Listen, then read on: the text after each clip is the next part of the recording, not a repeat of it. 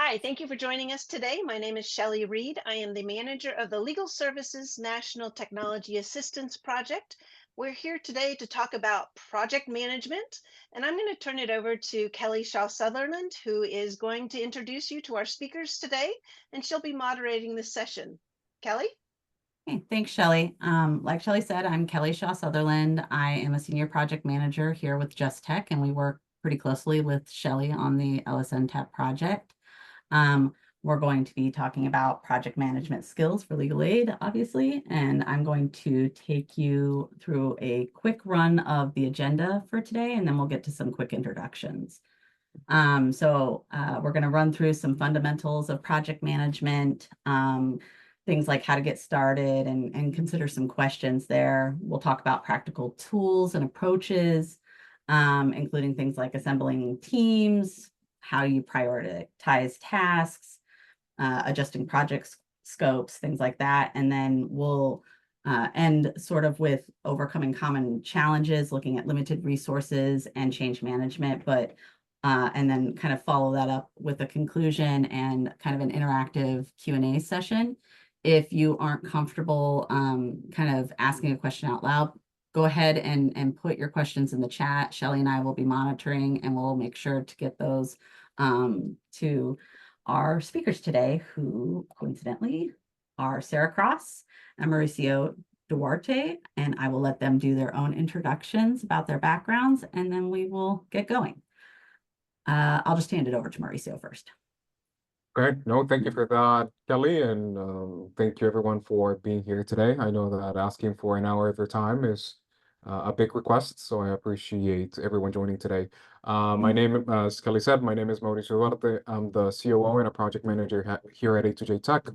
I've been with A2J Tech for the last 4.5 years, but before turning the page to legal technology, I used to work as an attorney on venture capital and private equity, but I decided to be more on the actual side of technology rather than just advising. So I made a big of a shift into project management, so I know I can share some of those experiences with a few of you. So I'll give the floor to Sarah. Thank you, Mauricio. My name is Sarah Cross. I am currently the project manager at Lakeshore Legal Aid, which is a legal aid in Michigan. This is my 20th year as an attorney. I point that out because I think that it's important to know, that the skills that we use as lawyers can translate into many different fields, including project management. I've been the project manager at Lakeshore for about a year, managing technology developments. And I've been at Legal Aid for 7 years. Thanks to both of you. Before we jump into the first topic, we have a quick poll question for y'all. So we'll give you just a little bit of time to fill that out.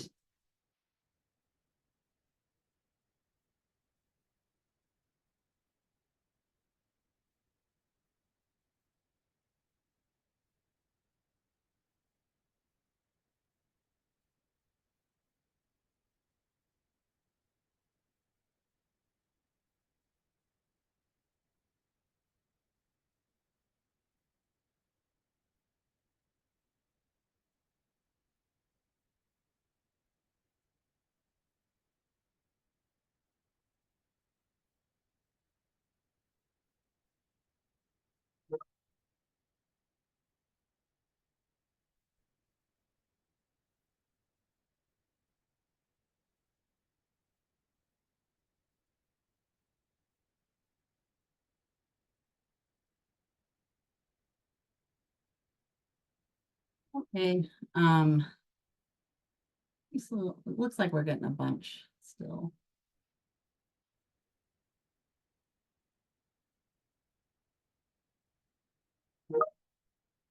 I hope you can't keep seeing. Do you keep seeing my thing pop up? I hope not. I thought I turned it off. Sorry. I am going to just quit.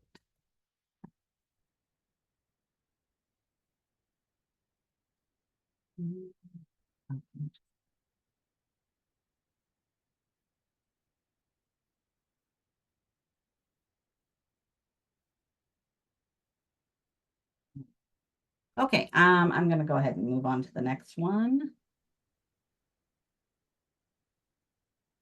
Okay. I'm going to hand it off to Mauricio and Sarah to get us started. Okay. Sarah, do you want to get started with the first item? I know that you probably have more of the initial fundamentals and principles of legal project management.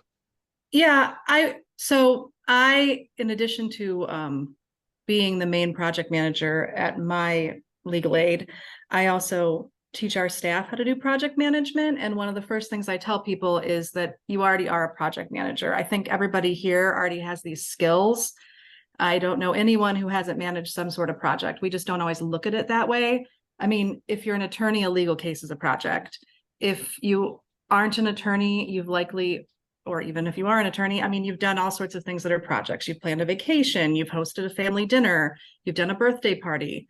We've all done projects. And so I think it's important for people to know that you already have a lot of these skills. What getting more training in project management does for you is it teaches you kind of the professional lingo around project management, and it gives you some more tools to be more efficient at project management. And ultimately, the goal of project management is to make sure that the things that you take your ideas and turn them into real life results, and hopefully on time and on budget, and without making everybody, have a breakdown because it was such a hard change to make. And so with project management skills, you're able to help people figure out what their vision is, figure out what changes they need to make, communicate effectively with your staff, and end up with a positive result that, again, hopefully is on budget and on time. And going to, let's say, Sarah's point, I know that we're talking fundamentals. Usually when I talk about project management, I don't tend to give the very conceptual framework. I don't try to be academic. Again, I was not brought up as a traditional project manager. I was, like many of you, trained in the legal space. I was taught about statutes, case law. Maybe I was taught about running a law firm or understanding legal operations, but I was never officially trained in law school to become a project manager. That comes with certifications and courses and Udemy crash courses on understanding, let's say, project management. But I think the important thing to consider when I try to explain with the different legal aids that we work with or we try to manage projects is think of the project manager as that individual that is going to help you manage scarcity. And you have two components of scarcity. You have resources and time. As an executive director, as a managing attorney, even as intake staff, you have limited amount of time on a given day and limited amount of time during a week and a month. So sometimes you have to trust the project manager that he's going to be able to push projects forward and help you manage those two scarce resources. Again, in legal aid, specifically with legal aid, we would wish to have endless or infinite amounts of resources to push technology projects, to push pro bono innovation, to push, let's say, new intakes and triage systems. But we have to understand that in legal aid, we are constrained. We have limited resources that are usually associated with funding, outcomes, milestones, objectives, especially for those that have worked in technology initiative grants. But regardless of that, think of the project manager as of someone that can help you to manage that scarcity. And I would say more than just resources, also it's important of time. Why time is so important? Because we cannot expect that on top of the usual tasks that legal aids have, that it's a very noble task, helping individuals that cannot access legal help. We can also entrust them on a, let's say, we can pile additional work that is push this project forward and push this project forward to achieve outcome A, B, and C. In my mind, that is not fair. If you would ask me, hey, be an executive director and at the same time push a technology project, I would say, hey, I potentially can do it, but it's not fair. And the skills of an executive director, for instance, or a managing attorney should not be used to focus on a technology project or a project in general. She should be focused on driving the organization to a specific direction, making sure that they are compliant, that the board is happy with how they're providing services. So we also have to acknowledge that the project management helps in the delivery of legal services, because they're going to be an aid to, let's say, the legal services organizations to drive projects forward. At the end of the day, I have discussed with a few of legal aid programs in the past, what's the role of a project manager? It's execution and delivery. That's the main task of a project manager. If you have an internal in-house project manager that helps, sometimes you might have external project managers, like a technology company or a vendor that provides project management, or you might have that internal expertise in-house, but it's important that that individual that has those skills should be focused on specific projects. Sometimes what we see on legal aids that they might struggle is that they're pulling in different places. They're pulled to do a next project, but they sometimes are asked to do intake because there's a shortage of staffing. And some other times they're asked to do outreach, which again, knowing the staffing constraints of legal aids, that could happen. But I always try to advise legal aids of, hey, if you have an internal project management, let them focus on pushing projects forward because that requires a focus of its own. So with that, let's say, Kelly, I think those are the initial principles for us on the project management side for legal aids. That handle this discussion question as well, do you think, Ben? Yeah, I mean, we can also have say that question. I don't think we have addressed it, but Okay. I think that I can start with that, and then I can give the floor back to Kelly. But what are some important, let's say, tips to manage or manage projects effectively? I think there are 3 things that any project manager should consider, especially when managing projects with legal aids.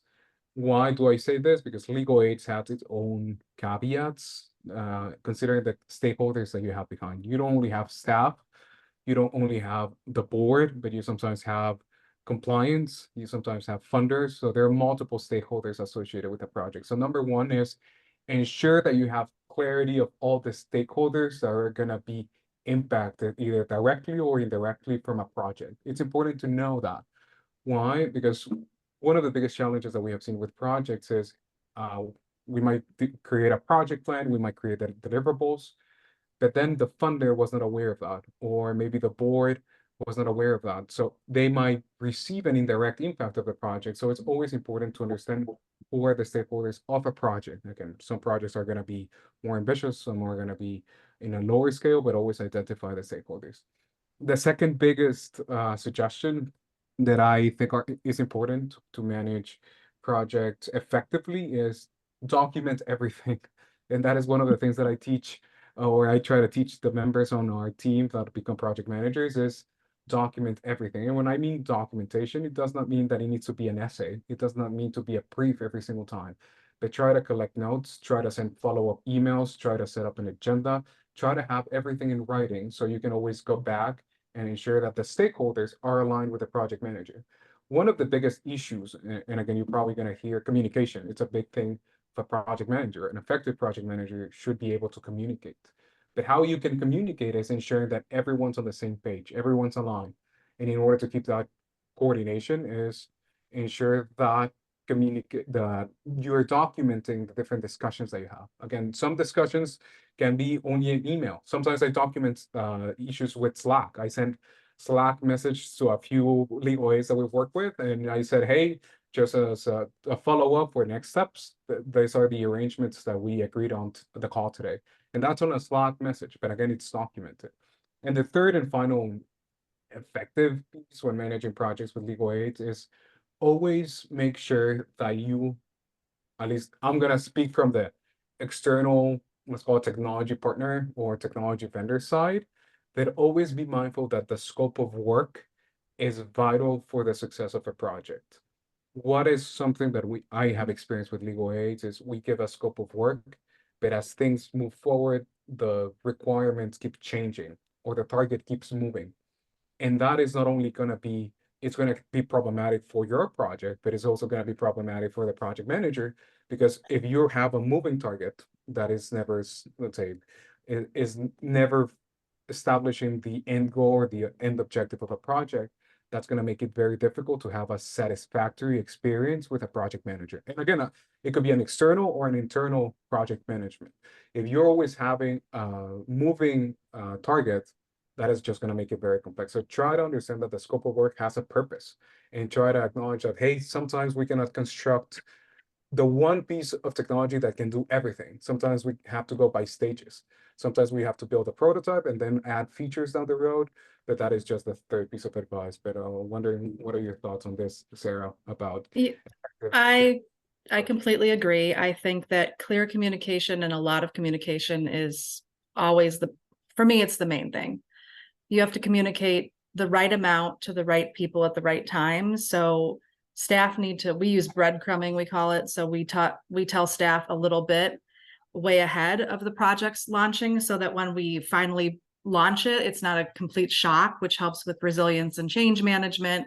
And we make sure that all of our stakeholders are informed from, we take like a kind of mountain of communication. We talk to our coworkers that might be involved in the project, then we go to our supervisor or our manager, and then we kind of go to our directors, and then we go up to like our executive team and sometimes our board of directors, and then we go back down to staff. And that way everybody knows what they need to know in kind of the right order, because in my experience, supervisors don't like to learn about some new project or thing that they have to do at the exact same time as their staff members who are going to be asking them questions about it. So the order of communication and the amount of communication you give is very critical.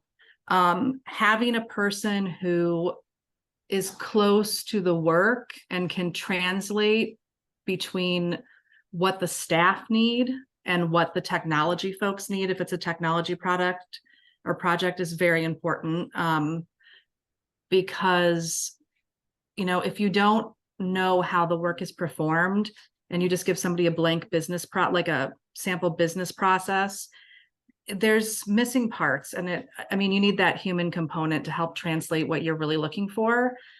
So I agree, communication, having the right person in the position who knows enough about technology, they don't have to be a technology expert, and enough about the work that's done that they can kind of bridge that gap.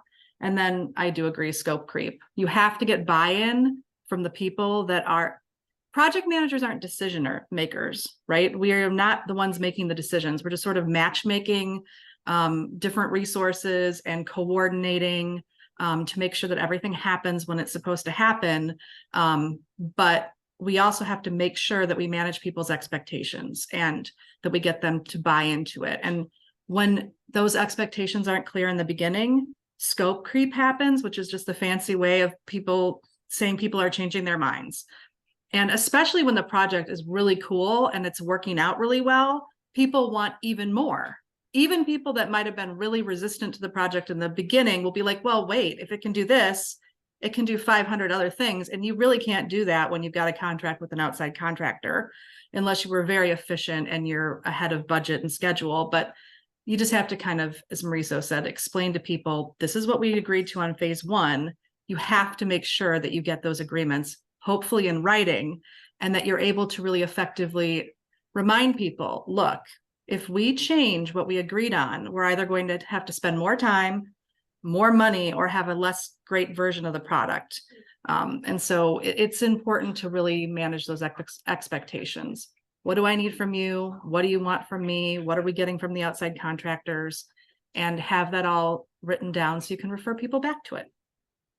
I couldn't agree with either of you more. And I think a good segue into the next slide is we have from the polling question, there are several responses around people kind of wanting guidance.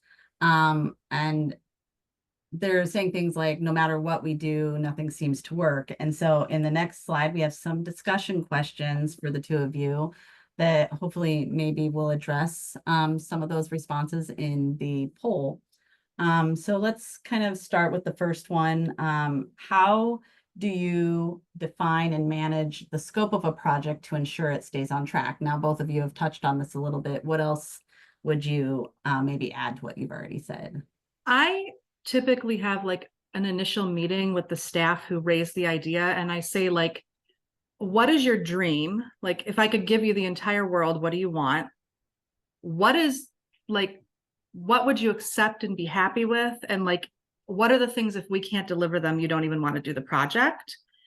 And we try to use that as a framework to go forward, like when we're writing the RFP and when we're talking to, we're vetting different potential vendors.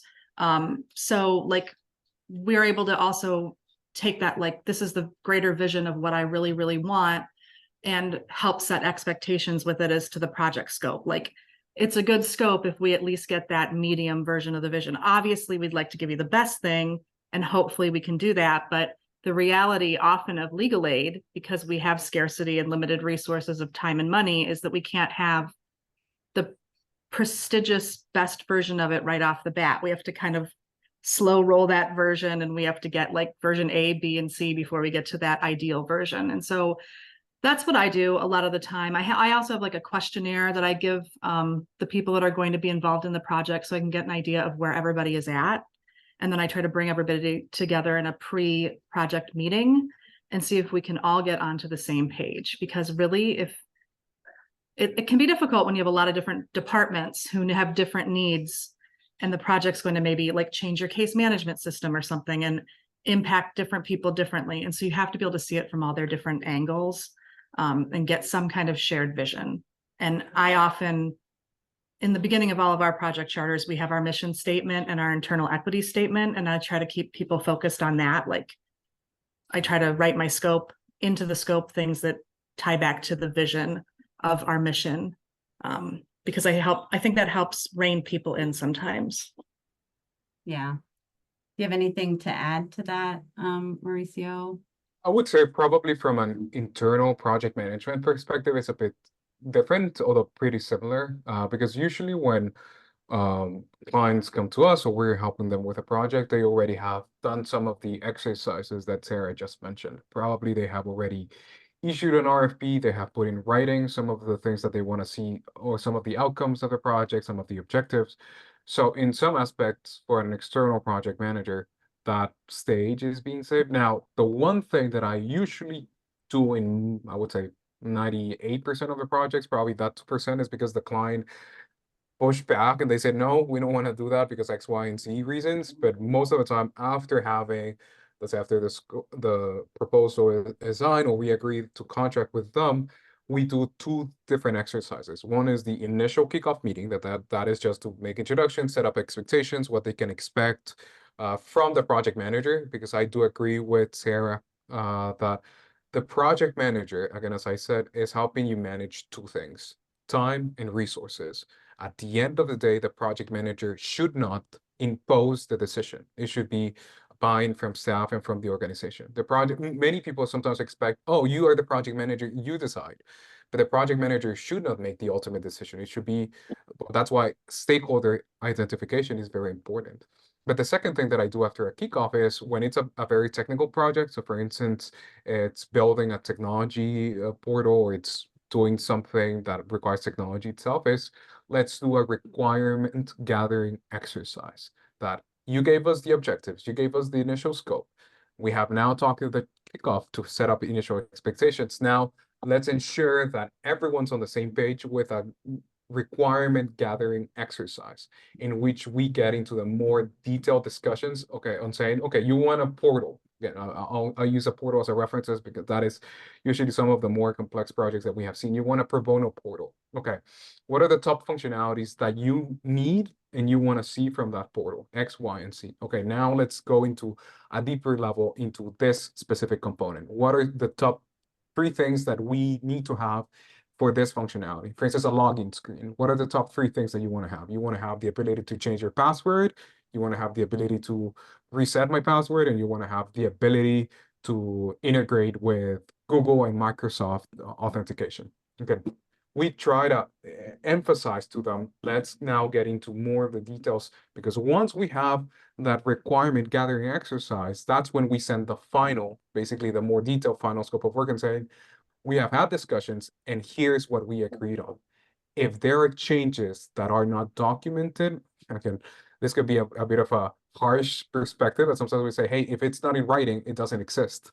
That's why, again, I go back to my previous point about documentation.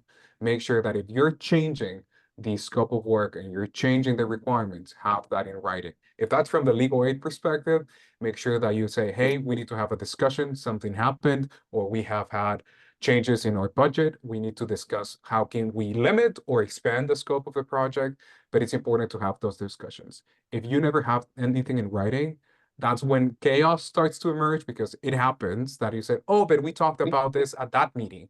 Do you recall that meeting? So now you're pointing and you're, let's say, shifting blame and saying, oh, but you remember that I told you this. Is it documented? No, that's why documentation is very important. So I would say that is something that I usually do from an external perspective. That I actually, agree, and Oh, I'm sorry. no, go ahead.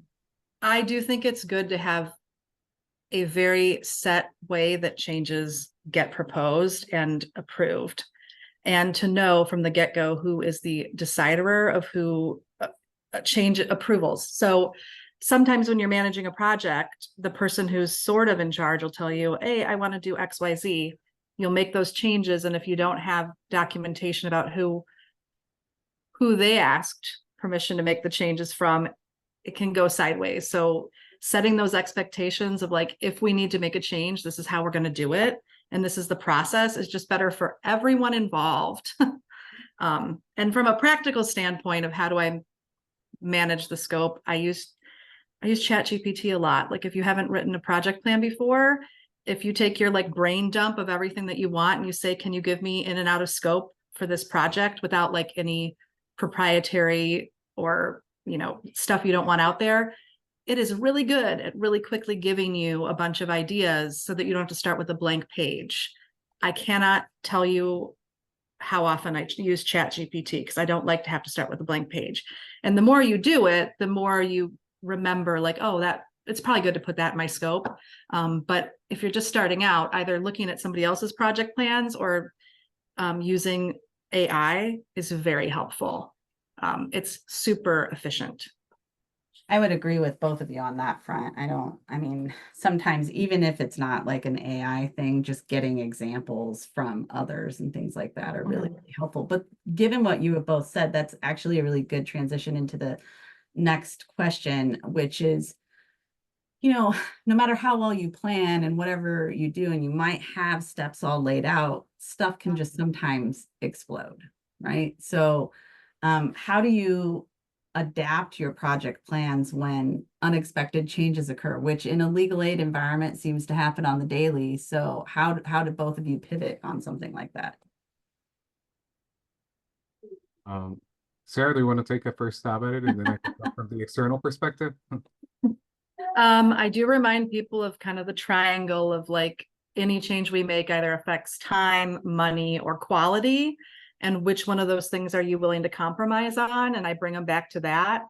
And I ask people to ask themselves, is this change really necessary right now? And then I make sure that I document the bejesus out of it so that I am not the one who made the decision, and I can, you know, produce any kind of information that is needed after the fact about how we came to make that decision. And I mean, things do change unexpectedly. Grants change their requirements. I mean, you might have all of a sudden not have access to the same internet that you had at a court or something. I mean, there's things that happen. You have to be flexible, but we also do a lot of risk management planning ahead of time so that I kind of know ahead of time. I hope to identify many risks ahead of time and have a plan. Obviously, you can't identify every single one, but I try to be pretty thorough about that. And I also use AI for that. A lot of the times I'll say, what are the risks, potential risks of this plan?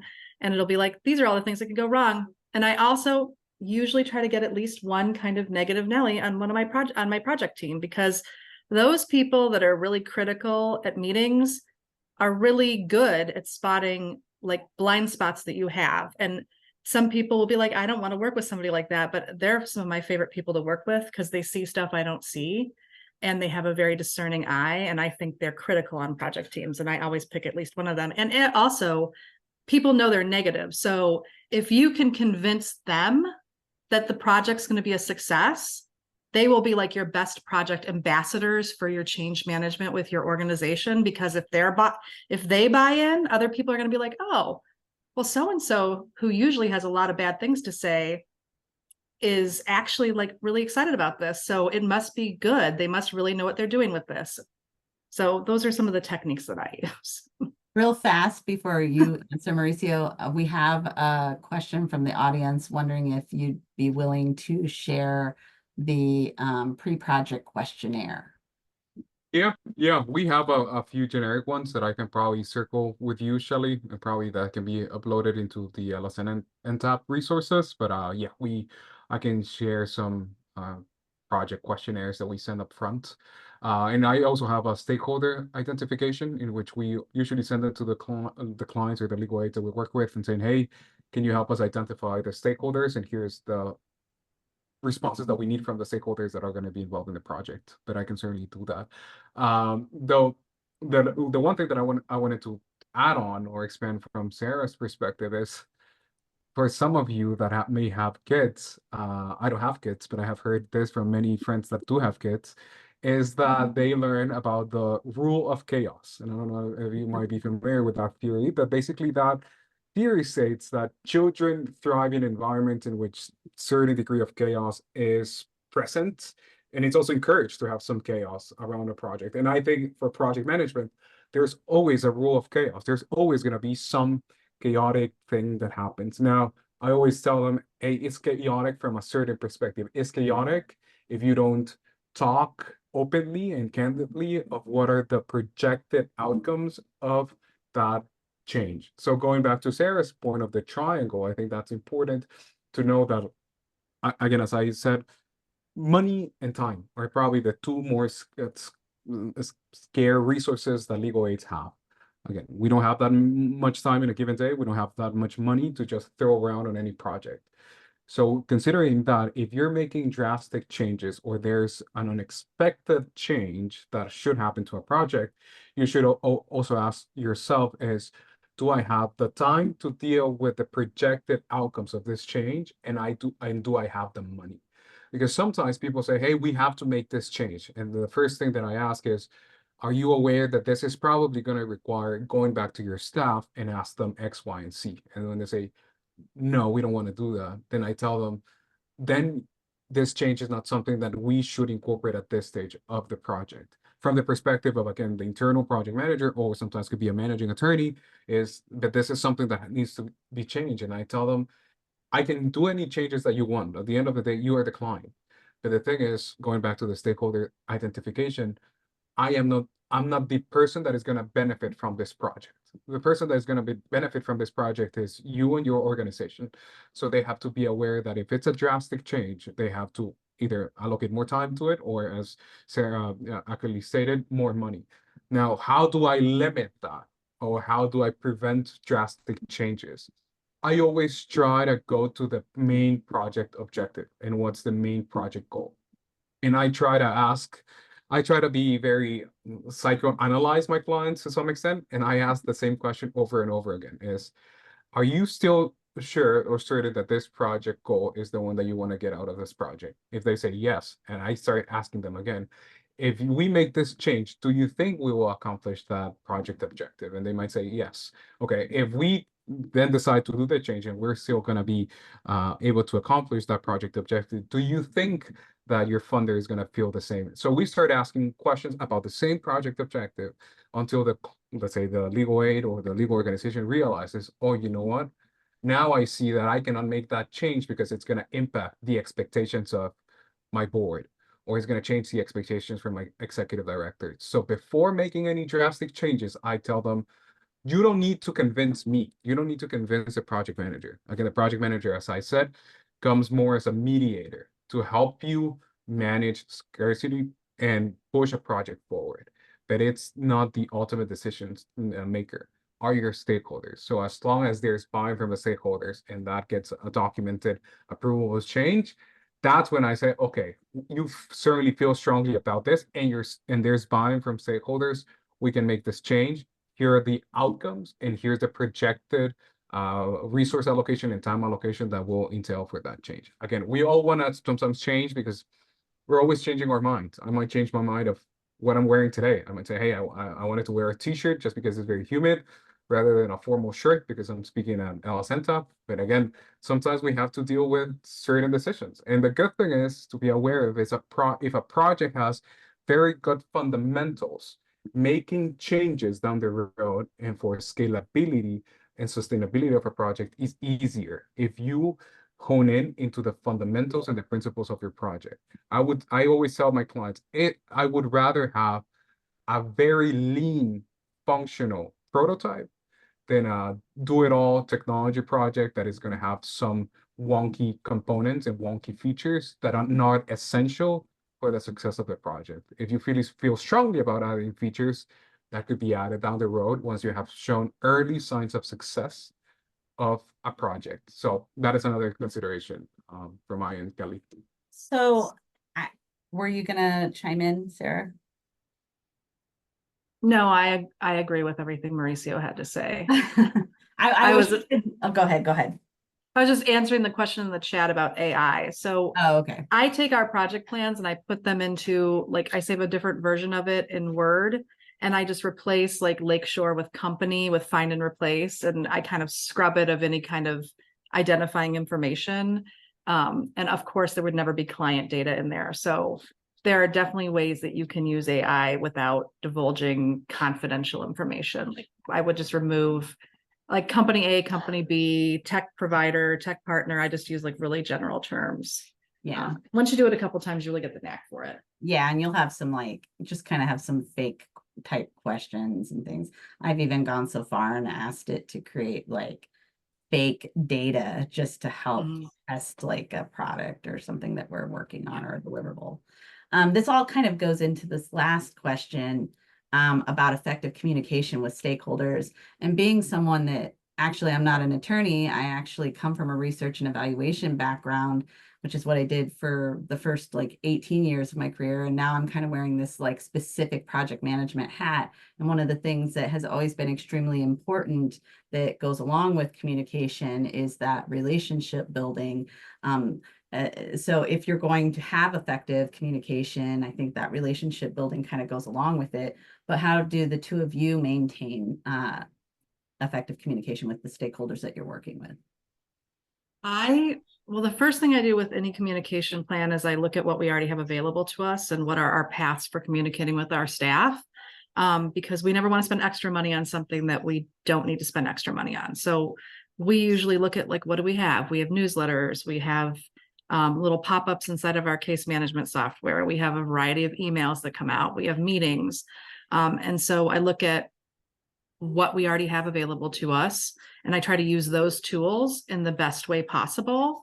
I also think you have to be kind of fluent in the language that different people in different roles use. So, I mean, part of relationship building, like you kind of need to know what it is about the project that like your accounting department needs to know, and how would you communicate the things that are important to them? How do you talk to the IT folks if you need their help with a project?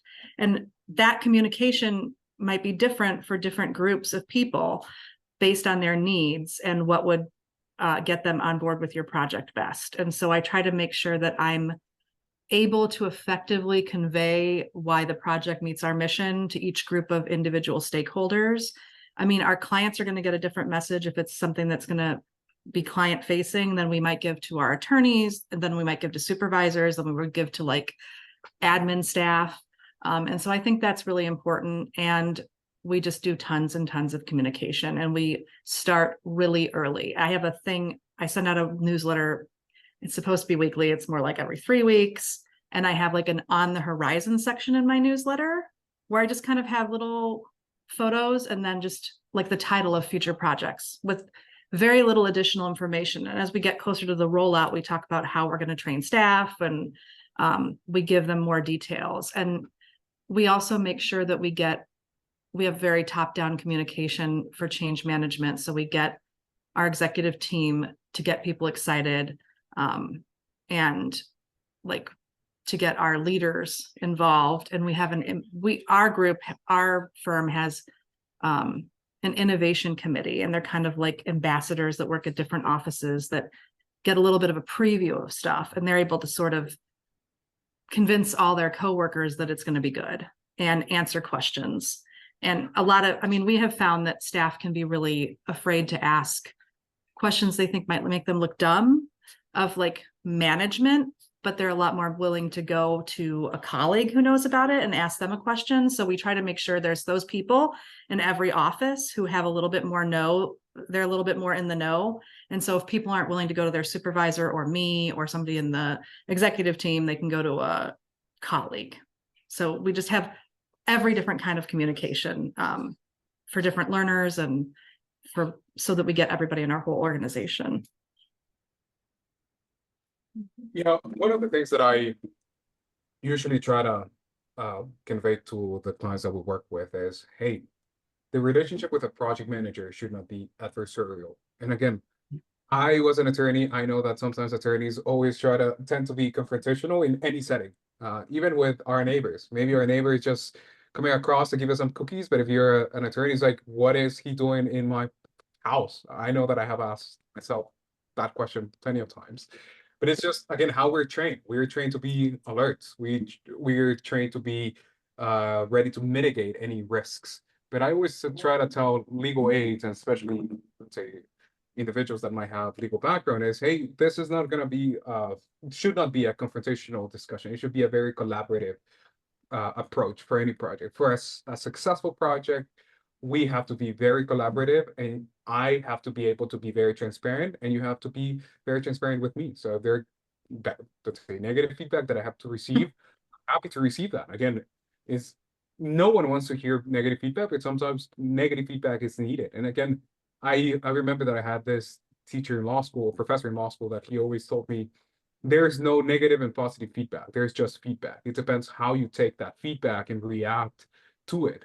So I have had meetings in which my colleagues might say, oh, that feedback was rough. And I told them, no, I think they're right. If I see from their perspective, I will probably bring up the same issues. So feedback and that communication with feedback, it's always important. It is always important to connect offline. One thing that I do suggest to keep communication effective, not only with stakeholders, is with always identify a project lead who can be that project lead from the organization side, from the legal aid. And again, it doesn't have to be a project manager. It could be a project manager at an internal level, but identify the project lead in which you can check the temperature from now on and ask questions of, hey, do you think the check-in meetings are working with the rest of the stakeholders? Do you think we should scale back? Do you think we should change the approach? But always identify the project lead to have a temperature check. That's how I call it, a temperature check of the discussions.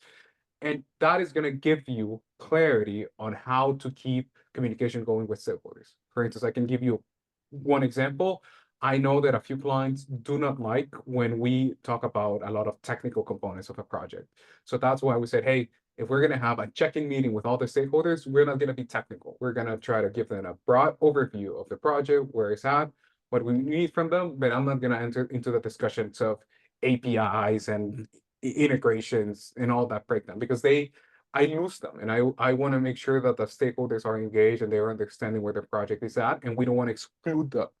So one of the, I would say, capital sins is sometimes we might speaking, and I'm guilty of this. Sometimes we might be too technical and we lose the interest of the stakeholders. We're going to say, I'm not even understanding 80% of the things that they're saying, so I'm just going to focus on other things.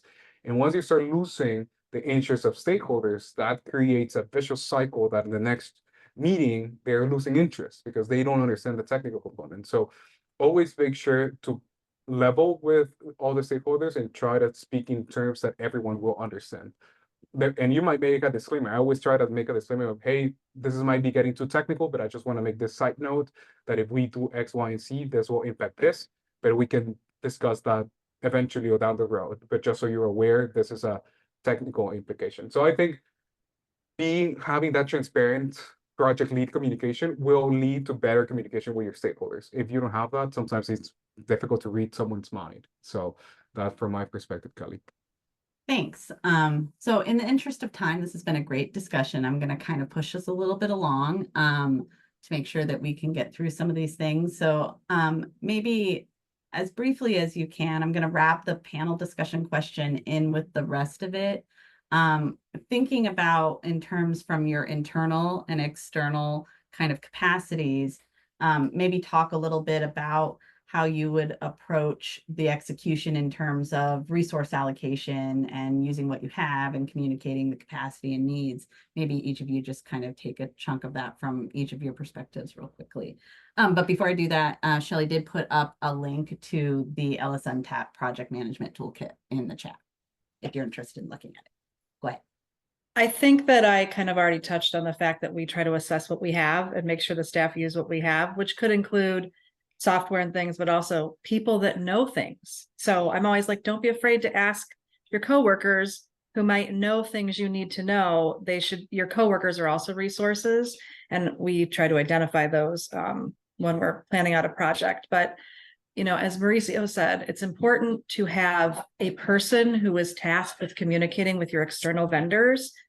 And I usually, if I'm running the project, try to be the go-between and limit the amount of communication that our staff have directly with our technology people, because they do not speak the same language most of the time. And it causes a ton of confusion. And it's a lot easier from an internal standpoint for me to meet with the staff, find out what they need, and then translate that to what the technology people need. Because if I bring everybody together, I will get a side chat from our tech provider. What in the hell is this person saying? I don't understand what they want. And it's just a burn of resources. I mean, nobody wants to be in a meeting that should have been an email. Nobody wants to take time from clients to be at a meeting where they're just completely swimming over their head. And so I really limit like the direct interactions to what is absolutely necessary between our tech people and our general staff. And I try to kind of funnel the messaging in the way that people need it. So if it's people that don't know a lot of technical stuff, I'm never going to talk about APIs and, calls and all sorts of other things. I'm just going to give them like, here's the big picture of how this is going to work. And that has really, really worked well for us so far. Being Because an we were internal having meetings with liaison. like 20 people that were a hot mess. And so really refining who gets to communicate with external stakeholders has been a big change in our organization. And getting people to buy into that makes sure that they understand that it doesn't mean you're making decisions or that their say isn't counting. They're having a meeting with you and you're making sure what they said matters. It gets conveyed properly so that you get a good result.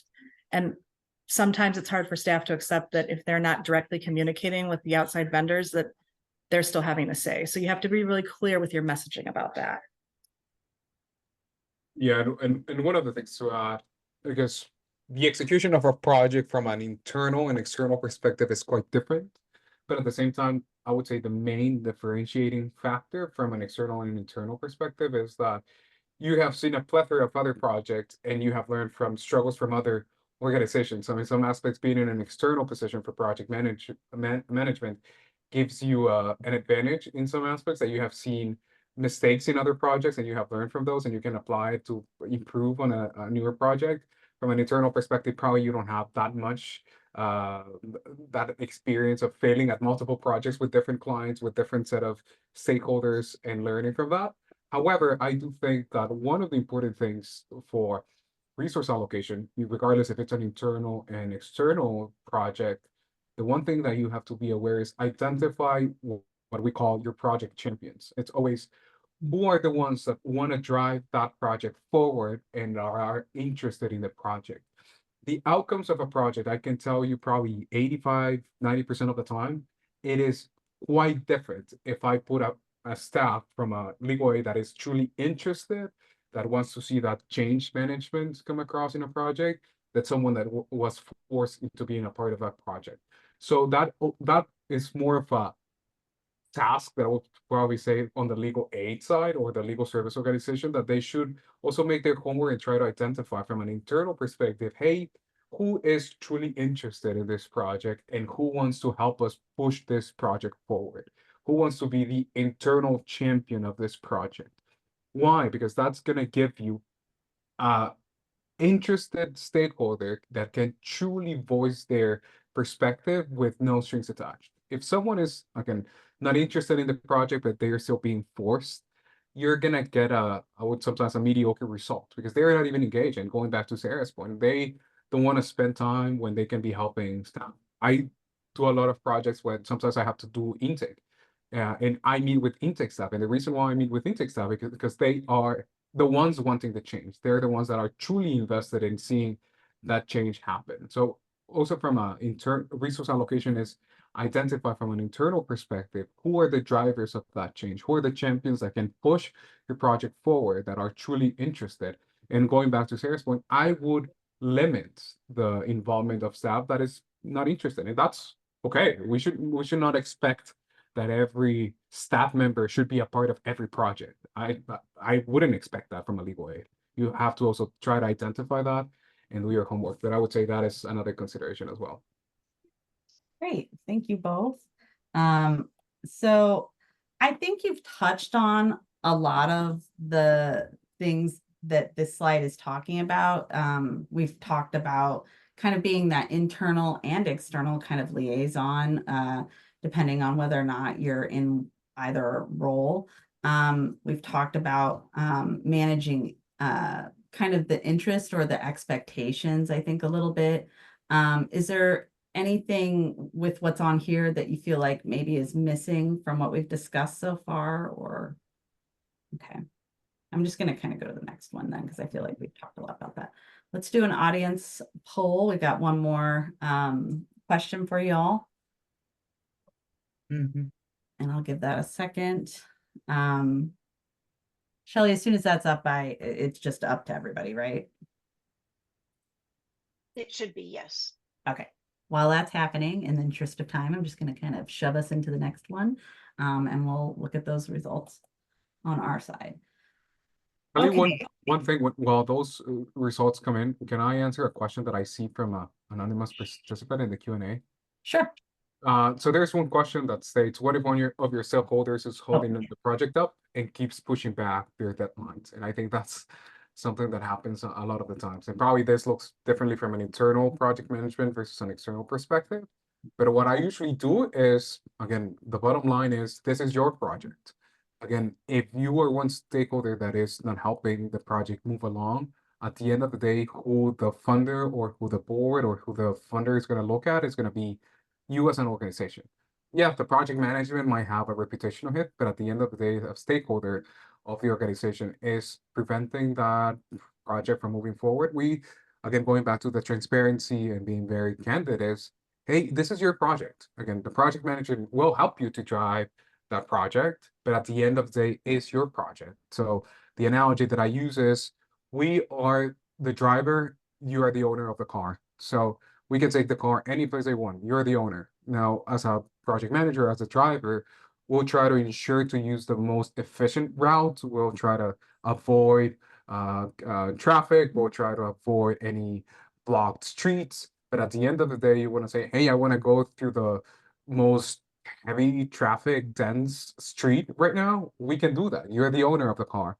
So use the same analogy that at the end of the day, if a stakeholder is preventing progress, you have to be very transparent, and the bottom line is your project. We can take as much time as you need, but at the end of the day, it's going to be you who has to justify the changes of the timeline to the potential funder. Again, the project manager from an external perspective can do so many things, but we cannot force someone to execute something. So that's another thing to consider, that at the end of the day, we also expect some professionalism and accountability on both sides in order to ensure that the project is moving forward. So that is just a quick advice, Kelly.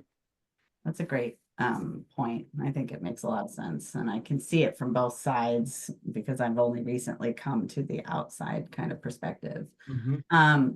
With this slide, I know we've talked a lot about limited resources and some about change management, a lot about communication. I like this here. How do you build this resilience and encouraging a culture of innovation while using kind of the tools and the techniques and the things that you get that are really good about project management? Yeah. Well, oh, go ahead, No, go Mauricio. ahead, Sarah. Go ahead, Sarah. Sorry, I wasn't. So when I came into my role a year ago, I did a couple things that I think have really helped with change management. I created newsletters. One of them goes out to the general staff. And so we do a lot better communication, I think, giving people a preview of what's going to happen. But I also have one that only goes out to management. And I have a little section in my newsletter where I give them change management tips. And I go through little parts on just different techniques for change management and change leadership. And one reason I get people to read my newsletters, I have to say, is I tell them how long it takes to read it. I put it at the top, like how long is this going to take to read? And I keep it under 5 minutes. And I find that people get really, and they're more willing to read through them. And we have a lot better engagement, I think, because people are, instead of having to go out and get the answers, I'm giving them a little teeny training every time I send out one of these newsletters. And I also meet with our upper management once a month. And for the first like 10 minutes of each one of the meetings, I do a little game, like some kind of change management game.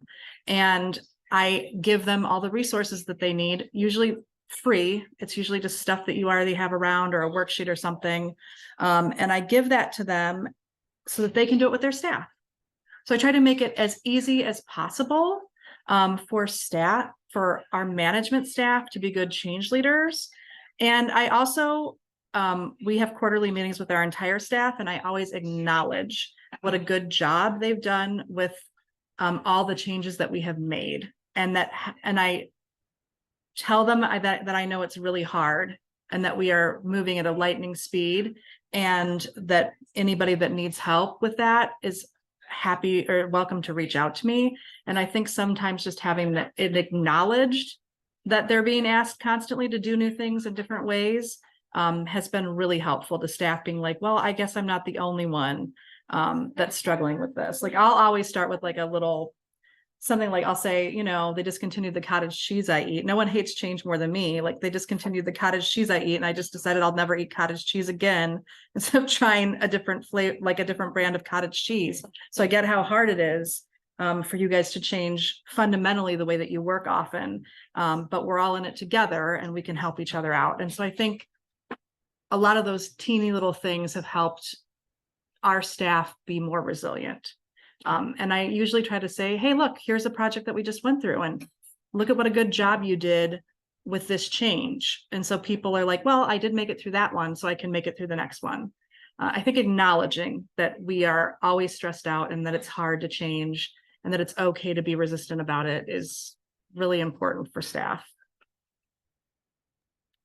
Yeah, and I know that we're running short on time, but I think I always tell this to any legal aid that I work with is think of a project that's its own little startup. It's going to have ups, it's going to have downs, and at the end of the day, it comes down to execution. And innovation is hard. If you look at the metrics of success rates for startups, I think the last number that I saw is that 98% of technology startups usually fail. And that's because innovation is hard.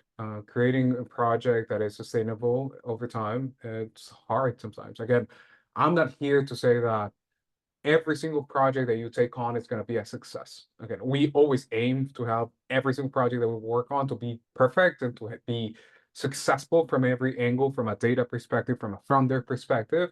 But the reality is there are going to be projects that are going to go, some are going to go better than others.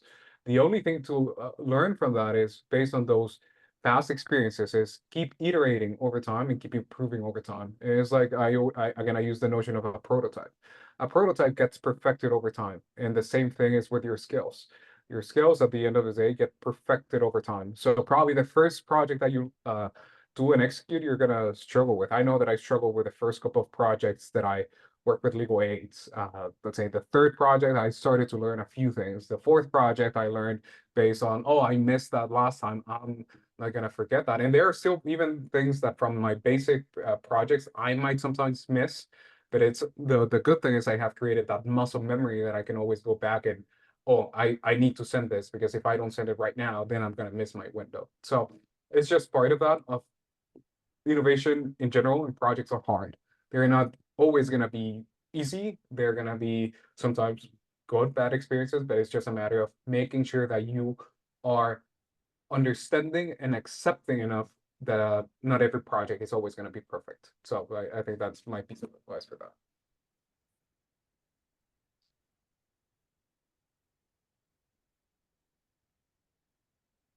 You're muted. You're muted, Kelly. You're still muted, Kelly. Kelly, you're muted. I didn't hear you over myself talking, which is, oh, maybe something I should pay attention to. If you don't need to leave right away, maybe stick around, Sarah and Mauricio, just for a couple of minutes. Maybe we can take a couple of questions from the audience. We did it. We made it through the rest of the slides. So does anybody have a burning question that you would like that answered? Maybe we don't need to go over. If there is something that is a burning question, you can do a few things. You can send Shelly your questions. She can get them to the right people, or you can contact Mauricio and Sarah, even myself directly if you would like. And we will get back to you with hopefully good answers, or try to help you in the way that we can. Also, Shelly posted some office hours for a new project manager group meeting, which I would encourage you all to, thank you, Heidi. I would encourage you all to jump in on. I think there's a good mix of attorneys and non-attorneys that can benefit from this work. Speaking from somebody who is a non-attorney who worked a lot with attorneys in my past role, I think having that mix is really, really important, and having both sides kind of balance each other out, just like the internal and the external. So we look forward to hearing any questions that you have. The contact info is up here on the screen. Is there any project management software, free or paid? We here where I'm at, we use ClickUp. Do you guys have any software that you use? I think that if people have been to any ITC conferences for me in the past, they know that Airtable is my go-to tool for almost anything, but I would say Airtable probably is the more robust and powerful tool that I use. But I know that there are plenty out there. Asana is another one that I have used for a few projects, but probably those two. But again, they're not necessarily the best. It is a matter of experiences and subjective appreciation. So I agree. I think, you can use Microsoft Planner. It's kind of like a Trello board. It comes free with Microsoft Office, so you probably already have access to that. Never underestimate the power of using a spreadsheet to do project planning. We have some specialty software that is built on the Salesforce platform, which I know not a lot of users use. It's called PMT.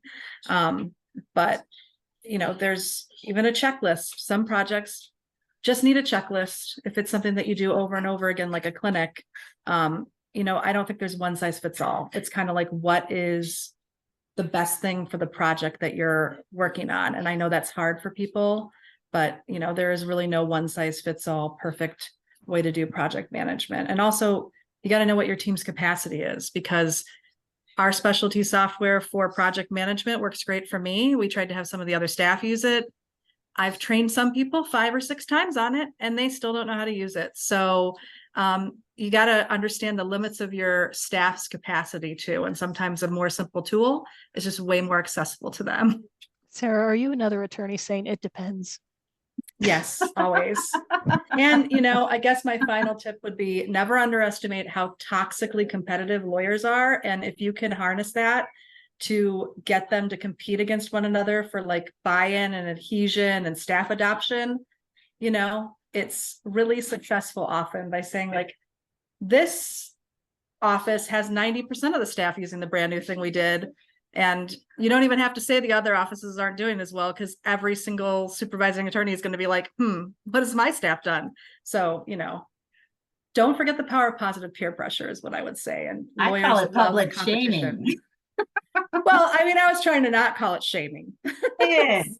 I'm like, it works. We'll just call it what it really is. Maybe I need to take a lesson from you, Sarah. That's how I would approach some compliance work I used to do. And it did work. Mm-hmm. We didn't call it shaming. We just put it out to everybody so they could look at everybody's stuff. Yep. The best way to get stuff done, I feel like, that natural competitiveness. Well, anyways, we really appreciate everyone joining us. We look forward to having you join the next month's session if you're interested. Reach out if you have any further questions, like I said, and thank you so much for joining us. thank you, everyone. Everyone, thank you to our speakers. Have a great afternoon. Thank you.